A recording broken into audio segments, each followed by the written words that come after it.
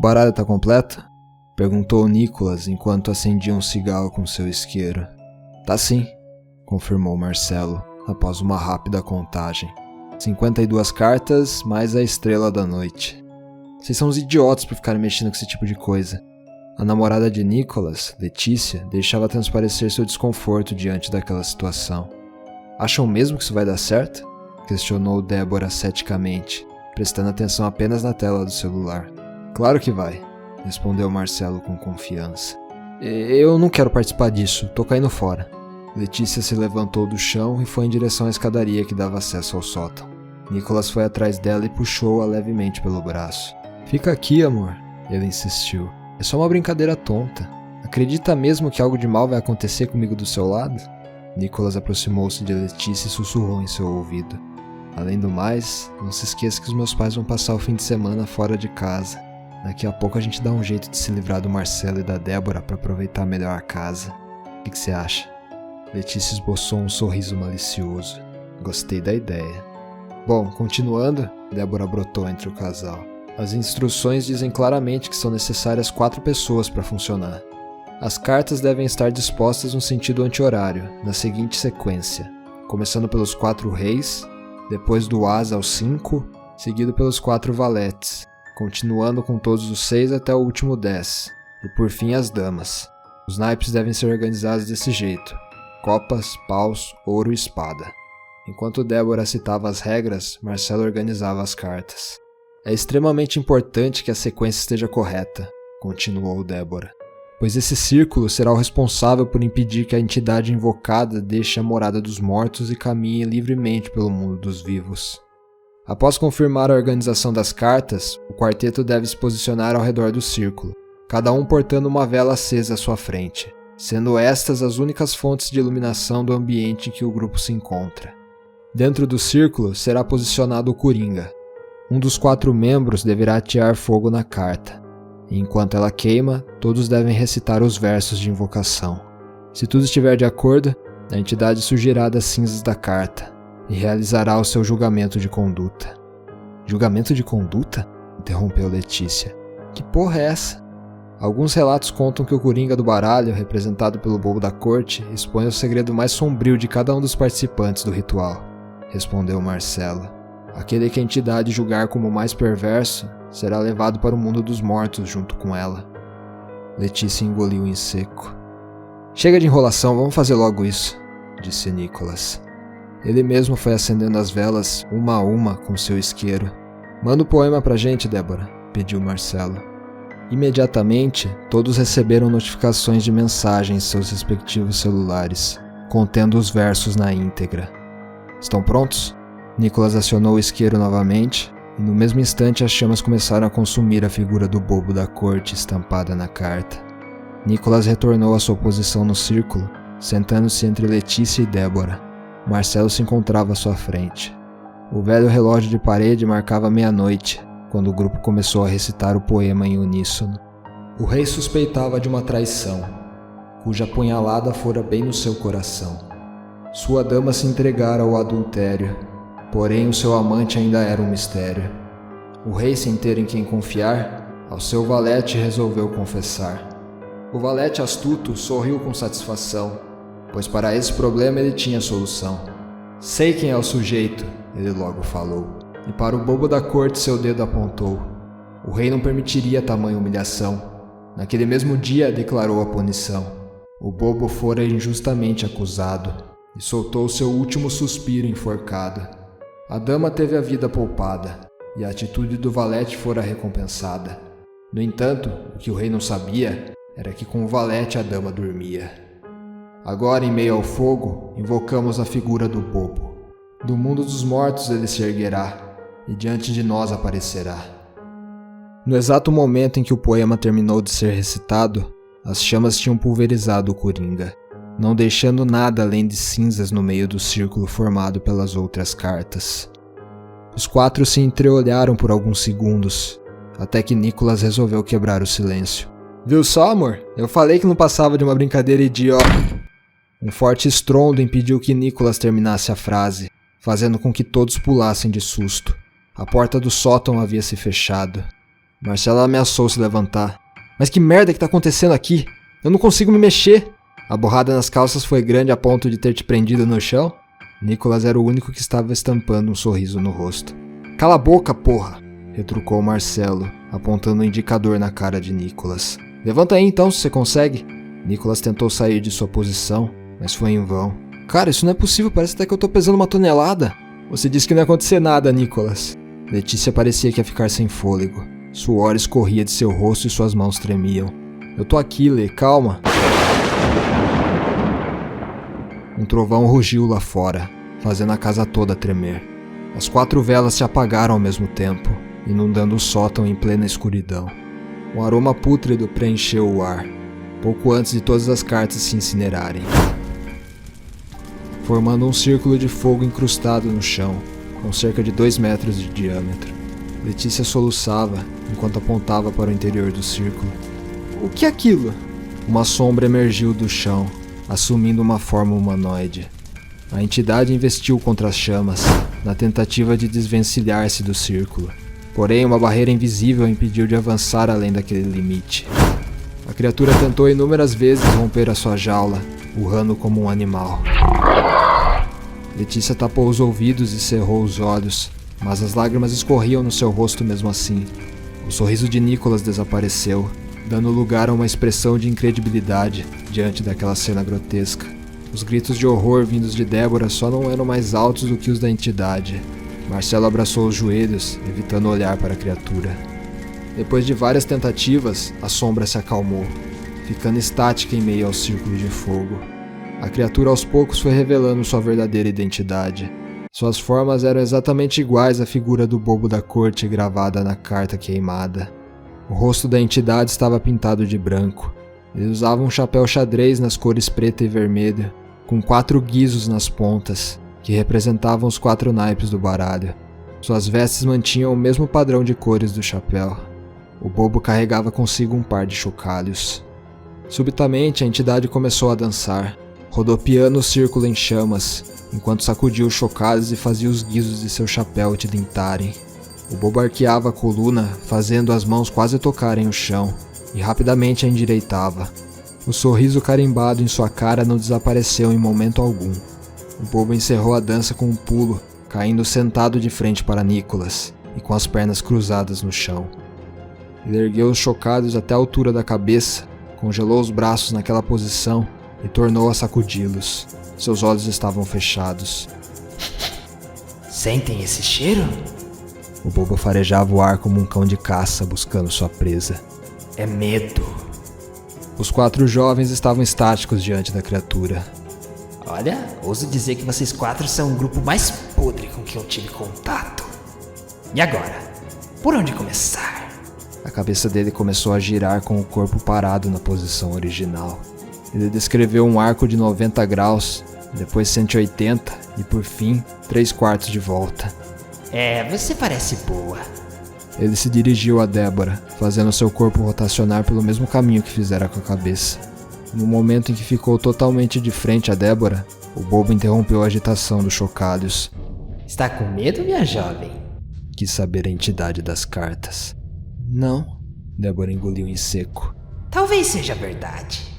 Mas de uma coisa eu sei, Débora. No instante em que a criatura citou seu nome, os olhos da garota se arregalaram. A pequena Bia não deve ter gostado muito das balinhas. O coração de Débora parou de funcionar por um segundo. Os pelos de sua nuca se eriçaram e a respiração da garota ficou ofegante. Como você? Ah, pobrezinha da Bia. Só 3 anos e um fim tão trágico. Qual era a sua idade na época, Débora? 5? Talvez 6? Do que ele tá falando, Débora? Perguntou Marcelo. Quem é Bia? Débora soluçava descontroladamente, tapando a boca com uma das mãos. Minha... Débora tentava encontrar forças para falar. Irmã caçula. Você nunca disse que tinha uma irmã, Débora? Letícia franziu a testa. Falou certo, minha jovem. Ela tinha uma irmãzinha. Por que não conta pra eles o porquê de não ter mais, Débora? Débora desatou a chorar, agarrando os cabelos com ambas as mãos. Para com isso! Bom, se você vai ficar quieta, então eu falo. A amiga de vocês deu cápsulas de veneno de rato para a própria irmã, dizendo que eram balinhas de caramelo. Essa brincadeira levou a pequena Bia a óbito em poucos minutos. A essa altura, Débora estava roxa de tanto chorar e soluçar. Tenho certeza de que tudo não passou de um acidente, afirmou Nicholas. Essa é a melhor parte. Não foi. Débora sabia que estava dando veneno para a irmã. Ela estava apenas curiosa para saber o que aconteceria se uma pessoa o tomasse. E mentiu de propósito para a pequena Bia, que morreu somente por confiar na irmã. Chega! Gritou Débora, limpando as lágrimas. Calma, Débora. Não se preocupe, seus amigos aqui fizeram coisas tão ruins quanto. De repente, a entidade tornou a sacudir os chocalhos. Falando nisso, vamos para o próximo. O bobo se levantou, deu um rodopio e parou de frente a Marcelo. Sentou-se novamente e cessou a agitação dos seus instrumentos musicais, colocando-os no chão. A entidade cruzou os braços enquanto encarava o rapaz. E você? Não carrega nenhuma morte em sua mente? Não, discordou Marcelo, franzindo a testa. Tenho certeza de que Júlia discordaria dessa sua afirmação. Quem? Sei que você não está mentindo. Você sequer sabe o nome da garota. O bobo ergueu as sobrancelhas. Não é, Marcelo? Você não tá falando coisa com coisa, seu desgraçado, vociferou Marcelo. Sei que você é um ótimo chantageador, principalmente quando se trata de garotas. Marcelo engoliu em seco. Um rastro de suor começou a ganhar forma no canto direito de sua testa. Eu não sei do que você tá falando. Ele transbordava insegurança. Como você atua, Marcelo? O primeiro contato sempre começa através de uma máquina e com uma identidade falsa? Imagino que sim. Depois você convence de que é um bom sujeito, não é? Sua paciência é mesmo digna de um predador experiente. Quando elas ganham confiança e mostram suas vergonhas, você dá o bote. Ameaça compartilhá-las ao mundo, caso não lhe cedam uma quantia monetária. Cala a boca, ele murmurou, rangendo os dentes. Foram tantas. Pra você tudo não passava de um jogo. Uma diversão que vez ou outra até lhe garantia uns bons trocados de algumas garotas desesperadas. Embora você nunca tenha divulgado nada de suas vítimas, Júlia levou bem a sério sua ameaça. Ela cortou conexões contigo no momento do choque. Você simplesmente pensou que havia perdido uma chance de se dar bem. Mas não foi tão simples assim na cabeça de Júlia. Ela não parava de pensar em suas chantagens. Aos poucos, a garota deixou de se alimentar e falar com os outros. Ela flertou com a morte por um bom tempo, até que um dia tomou coragem. Em um ataque de ansiedade, ela despejou incontáveis comprimidos goela abaixo. A garota foi encontrada pelos pais, deitada na cama e com a boca espumando. E o pior de tudo é que eles nem sequer sabem o motivo da filha ter cometido tamanha atrocidade. Meu Deus! Como você pode ser tão nojento, Marcelo? Letícia encobriu a boca com uma das mãos. Vocês acreditam no que essa coisa tá falando? Perguntou Marcelo aos amigos. Isso não passa de mentira. Nega o fato de que você chantageou várias garotas, Marcelo? Quis saber o bobo. Marcelo hesitou por um momento, desviando o olhar. Bom, acho que isso é o suficiente pra mim. Tá, se toda essa sua história for verdade, e daí? Marcelo deu de ombros. Não fui eu que tirei a vida dessa tal garota. Não, mas foi o principal responsável por fazê-la tomar essa atitude. Foda-se. Como você pode ser tão insensível, Marcelo? Questionou Letícia.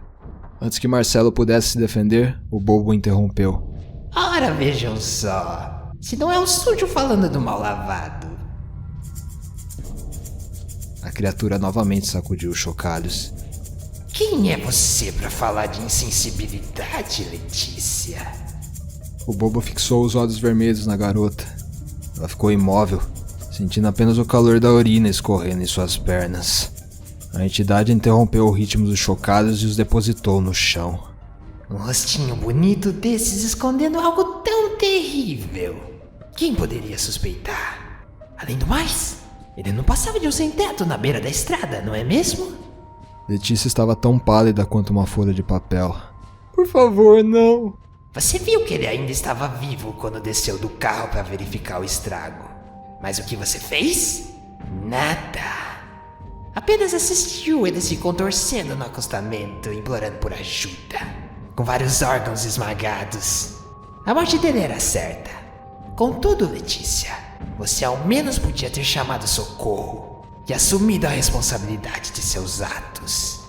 Ao invés disso, retornou ao carro e dirigiu de volta para casa, como se nada tivesse acontecido. Que explicação você dá para essa sua atitude? Não foi bem assim. A garota se esforçava para formar as palavras. Era madrugada, eu era de menor, eu tinha pegado o carro da minha mãe sem ela saber. Eu bebi demais, caí no sono na estrada e acabei guiando o carro por um trecho no acostamento. Acordei apenas com o barulho do corpo do sujeito embaixo das rodas. Eu fiquei com medo, berrou a garota. Sabia que ele tinha uma filha pequena, minha jovem? Ao ouvir aquilo, Letícia não conseguiu conter as lágrimas. Já chega, seu filho da puta, vociferou Nicholas para a criatura. Deixa ela em paz. O pescoço do bobo girou 90 graus, terminando a trajetória com o barulho de um estalo. O som dos chocalhos tomou posse do ambiente outra vez. O sorriso zombeteiro desaparecera do rosto da entidade quando encarou Nicholas. Não se preocupe, disse o bobo. Eu já terminei com a sua putinha, Nicholas. Agora é sua vez de abrir o bico, passarinho. O bobo rodopiou inúmeras vezes em meio às chamas, fazendo os guizos de seu chapéu tilintarem freneticamente, em sincronia com os chocalhos. Ele interrompeu sua dança, ficando frente a frente com Nicholas. Parabéns, Nicholas. O bobo bateu 2 palmas lentas. Você é o vencedor. Eu costumo deixar aquele que tem o segredo mais obscuro fazer uma escolha. Eis as suas opções. Eu revelo a mancha no seu passado para os que estão aqui presentes e levo-o comigo na sequência. Ou eu não conto nada, mas você terá que escolher um dos 3 para ser arrastado em seu lugar. Então, como vai ser? Nicholas hesitou por um momento. Não tem como você saber daquilo. Duvida? Então deixa que eu sussurro no seu ouvido. O pescoço da entidade começou a se alongar, carregando sua cabeça em direção ao teto, dançando no ar como uma serpente rastejando até a copa de uma árvore. Seu corpo ainda estava dentro do círculo. A abominação contornou as labaredas e aproximou a boca no ouvido direito de Nicholas. O bobo murmurou algo para o rapaz, incapaz de ser compreendido pelos outros.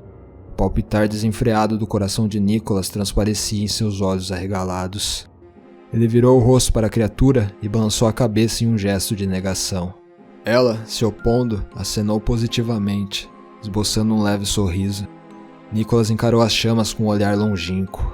Ele respirou fundo, ergueu lentamente o braço direito, trêmulo, e apontou para Marcelo. O que você está fazendo, Nicholas? Perguntou Marcelo. O bobo retraiu o pescoço de volta ao tamanho normal, ficando totalmente dentro do círculo flamejante. Saiba que está apenas adiando o nosso encontro, Nicholas. Uma expressão de seriedade preenchia a face da entidade. Você não passa de um covarde. O bobo voltou a atenção para Marcelo. Ele pegou o par de chocalhos e atirou-os à sua frente de volta ao chão. Contudo, ao atingirem o piso, eles começaram a afundar lentamente, como se houvessem caído em areia movediça. A entidade estalou os dedos, e instantaneamente 1/4 das chamas se extinguiu, abrindo caminho para a criatura alcançar Marcelo. O bobo deu um passo, depois outro, e logo começou a afundar também, deixando apenas sua cabeça visível, com os olhos fitando o rapaz. De repente, o bobo usou novamente o truque de esticar o pescoço. Em um instante ele alcançou Marcelo, cravando os dentes em sua perna.